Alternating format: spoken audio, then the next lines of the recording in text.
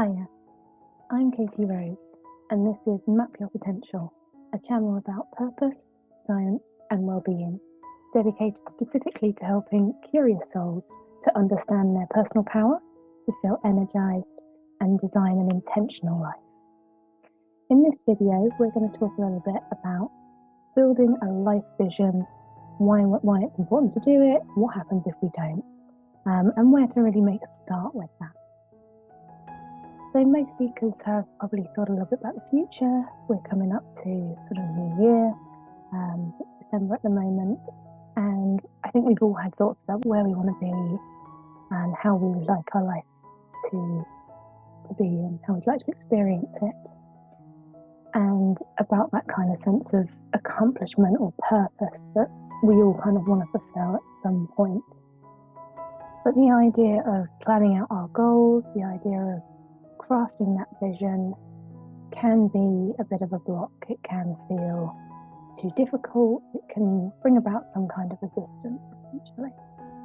So, number one, we can feel that we're wasting time that we could be doing something else with. So we could actually be using this time to do things rather than plan things out or dream about them.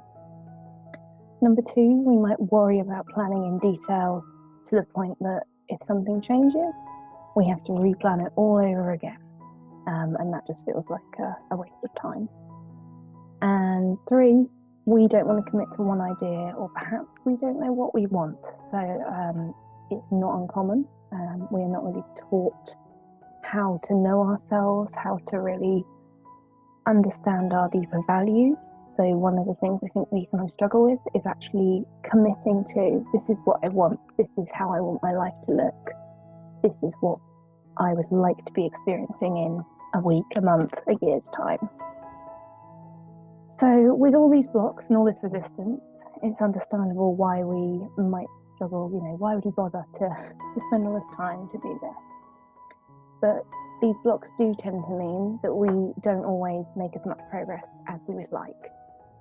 So particularly around the end of January, February, or even this sort of time of year in December when we're reflecting back, it can be quite interesting to notice how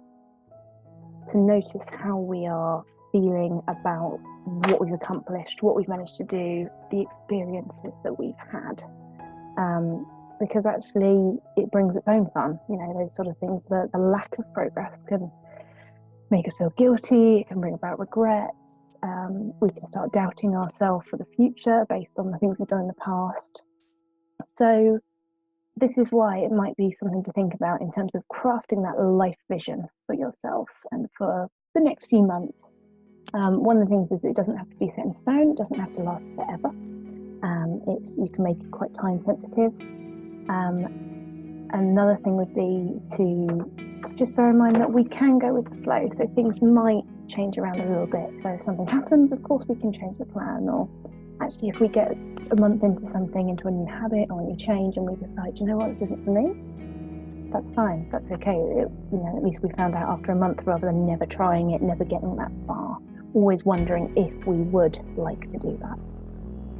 And the main thing that I tend to think about, I suppose, when I'm sort of considering making a bit of a life vision or reshaping mine, as I do mine every year anyway, is a particular quote, which is, "The way you play the game is determined exclusively by your objectives."